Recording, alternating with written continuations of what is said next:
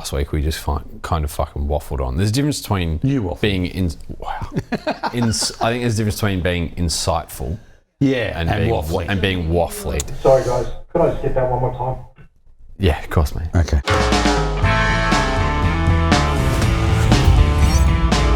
Welcome to Crim City. I'm Mark Murray. I'm Josh Hanrahan. The cops came out with a warning saying that they're worried about pickpocket gangs. You've been going on about this for the best part of a fortnight. When I heard about it. You first caught wind of it, and you've been boring the office senseless with your talk about it. But luckily for our readers out there, once you actually put it into print, it was actually quite interesting. Yeah, because it's true. There's the Vivid is going on at the moment, which is this big light show around Sydney Harbour. Over the next 3 weeks, about 3.5 million people last year. They're expecting more. Now, these are big crowds. And what the cops said to me, said there are like professional gangs. They work in a little crew and they'll target people who have bags normally, but they'll crowd them. Mm-hmm. One will bump while the other grabs a purse or a wallet, whatever's out of either a backpack or whatever. And then pass it on to a third person, passes on to another person. It's just gone. And it's gone. Now, they actually identified one of these crews and said it's a very old-fashioned type of crime. You know, everyone, I think he said something about Oliver Twist or something, you know. Or, it's very much that era. Like it's from way back when, but it's been going on for years. I mean, I got pickpocketed at a nightclub in King's Cross called Barron's. When? Well, I got paid in cash. We used to get paid in cash here. Yeah. So you used to line up and get your pay packet, and I had my holiday pay, which was 17%. So it would have been in late 80s. Wow. And I was at a Barron's nightclub, as I said, in King's Cross. It was a great club. It was really good. Maybe I'd had a bit to drink and I was probably vulnerable, and they targeted poor vulnerable me. But I tell you, yeah, but that was literally pickpocketed, lifted out of my wallet, out of my back pocket, which was a skill. So in 2024, I think, you know, at least obviously we joke about it being Oliver Twist, but I think how much money are these guys making? Well, there were at least 35 victims that they knew about last year. In Vivid last year. Wow. So, and they believe this crew, a professional crew, they also work the Easter show and also shopping centres.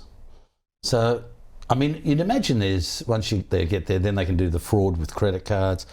I don't know how much money they'll make out of it, but anyway, I found it interesting, and so did other people. There you go. I know you didn't.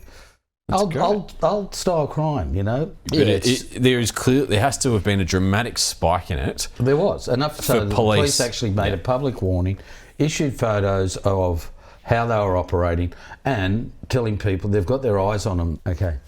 So yesterday afternoon, I was ready to go out when you texted and said, "Hey mate, one of the nomads has died from some more medical episode." And then you kind of figured out this guy was a pretty big deal up there, wasn't it? Yeah, he was. Brad Botel was his name. Somebody said to me he's the face of the nomads up in that Hunter region, which is a real stronghold for the nomads and has been for the best part of the last decade, probably back beyond that. But the reason he's so well known and the nomads up there are so well known is because of this serious turf war that went on in about 2018 into parts of 2019, and he was a really central figure in that.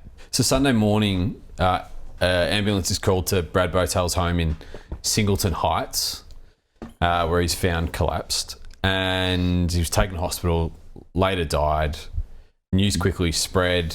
This is a man who... He's a massive unit. He's unique looking. He's a big boy, very strong. Yeah, so he's died there. There's a bit of a... Police are investigating whether it is a medical episode, whether it's potentially a drug overdose. There's been some issues in that region, I believe, with batches of drugs that have been taken. So New South Wales Health put out a warning for New South Wales recently. So what I do know is that it's a big hole for the nomads.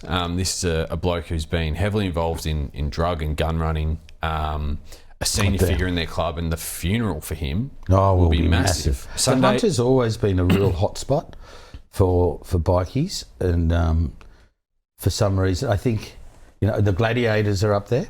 Yep. Which they're not huge, but they had I remember Deb Wallace who was head of the one of the first boss of Raptor, telling me they did a raid there. And she said, they had the most beautiful clubhouse. She said, I felt really sorry for them when we were pulling it to bits.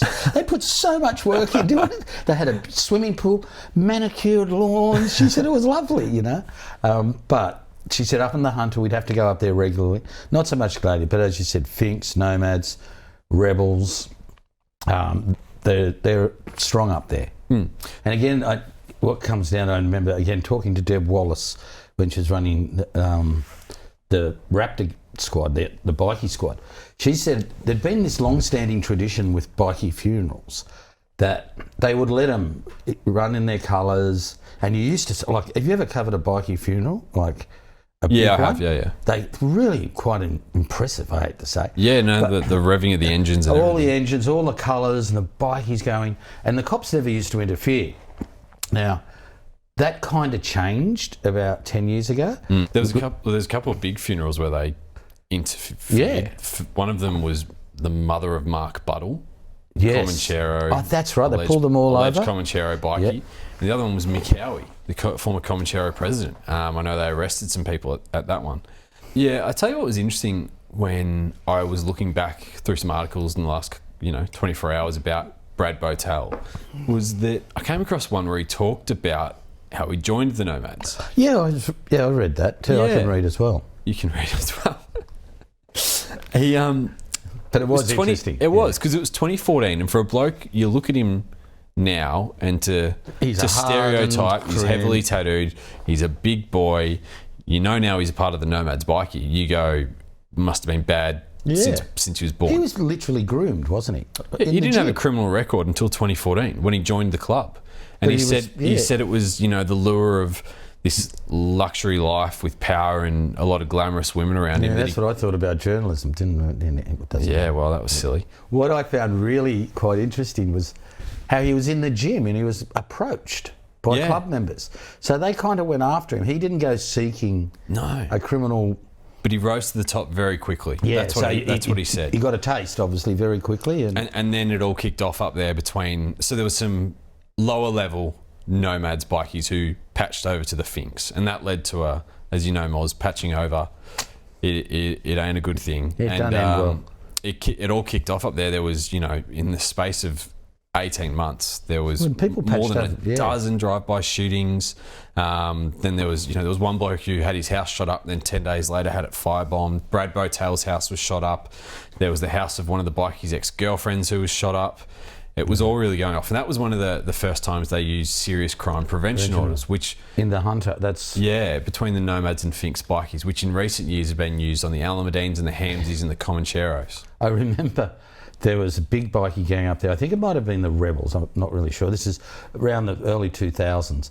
And the cops had one of the houses were off. Like they had it wide tripped up. They had listening devices. And what they found was that one of the guys was cheating on his girlfriend. All right? And they had it all on tape.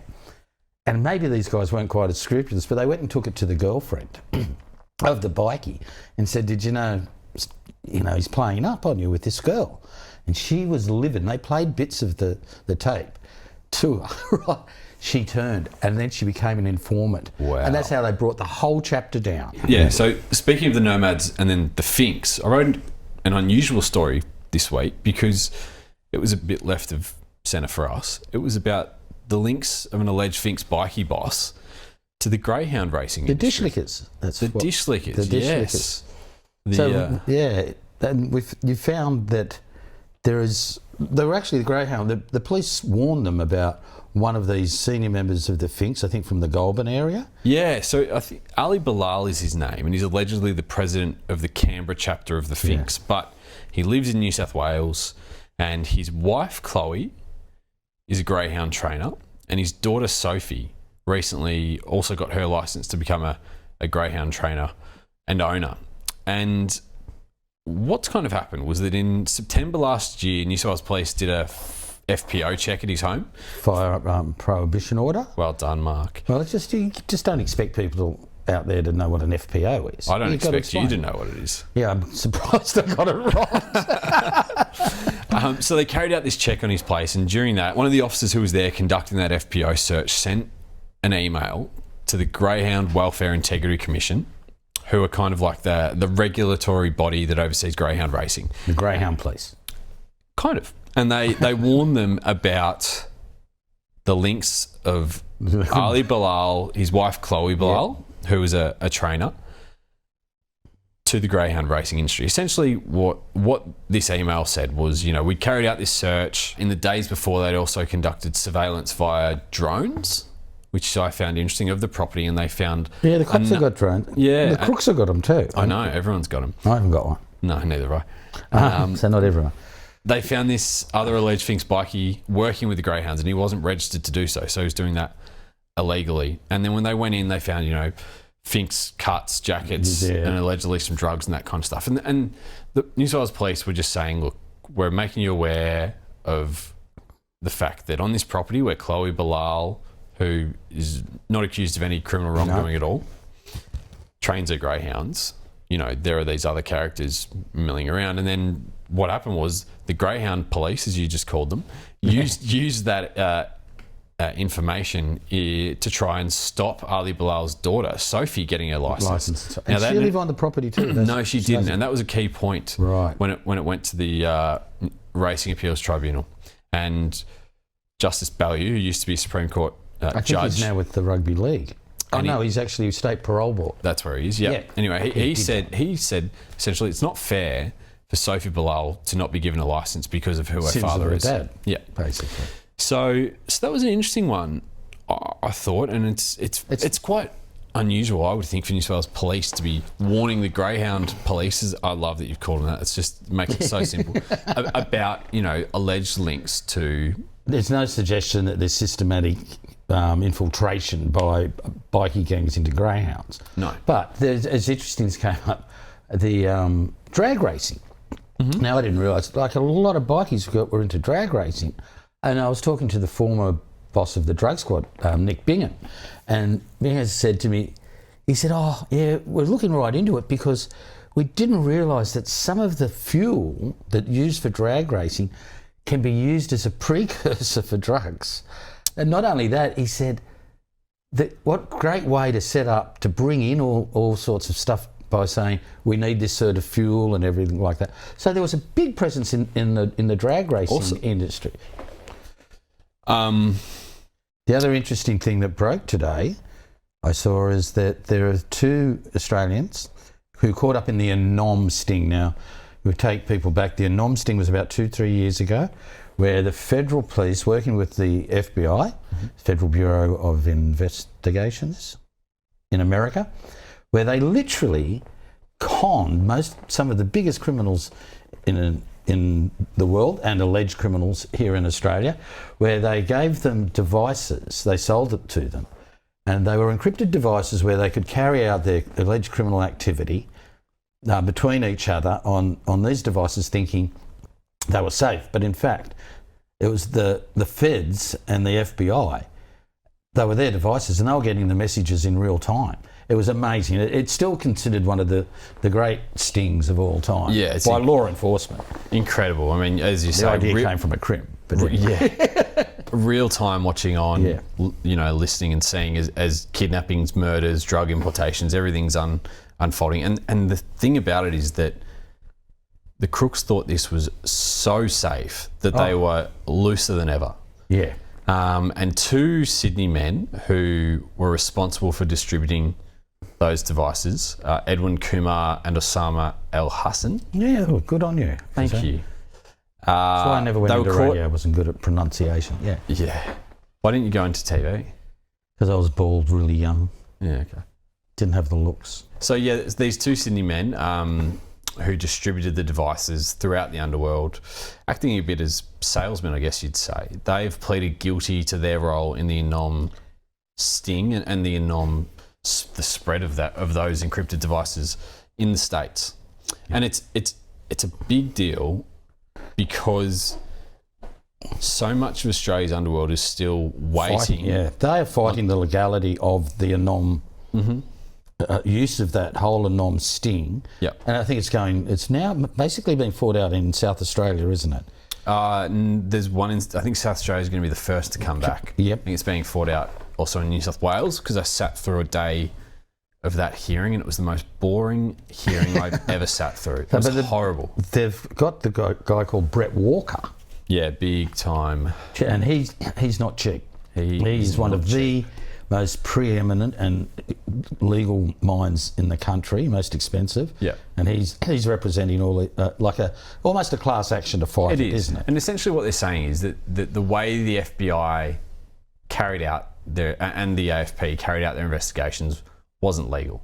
You know, the fact that they sold them these devices in the first place, and then watched on as they were used allegedly for badness wasn't. Is that kind of like entrapment? Is that what they're trying to say? You don't understand, really. You don't have a brilliant legal mind like Brett Walker. I don't. No, nor neither do I. There's some really big names. I mean, one of them you wrote a story about recently. It might be a good little segue here in Hackney. Yes, well. Who was one of the faces of ANOM, he was almost their promoter. Exactly. He was almost, if there were ads, he would have been on the face of them. And so anyway, once they were in with him, he's trusted by so many in Australia that, you know, he was for a long time the international commander, really. Of the Comanchero Bikie. He was the power behind it, but had grown beyond Australia. Was actually considered an international trans-narco, they called him. Wow. That's how big he was, you know. So he's, until recently, been in detention in Turkey. He still is. Didn't he get out? No. There were all these rumours buzzing that he'd got out. I contacted the federal police and they said, well, no, he hasn't, but he has. He can apply for bail every month. Now, didn't you say he got out though?